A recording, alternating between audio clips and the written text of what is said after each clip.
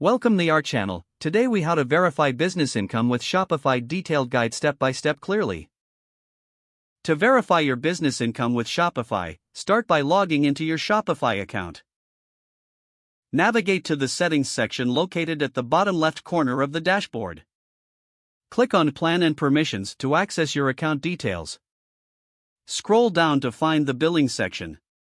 Here, you will see an overview of your recent charges and billing history. Next, download your monthly invoices to capture accurate income figures. To do this, click on the Invoices tab. Select the month for which you want to verify income. Click the Download button next to the respective invoice. Open the downloaded invoice to view your gross sales and net income. Now, head to the Analytics section from the left-hand menu. In the Overview tab, you'll find detailed sales reports. Make a note of the total sales for the period you are verifying.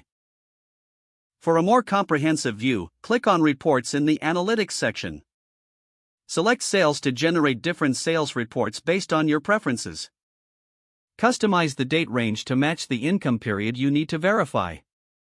Download the sales report as a CSV file for detailed analysis. Open the file in a spreadsheet program to evaluate your income. Cross-check the income figures from the invoices with those in your sales report. Make adjustments if necessary, ensuring that all calculations align.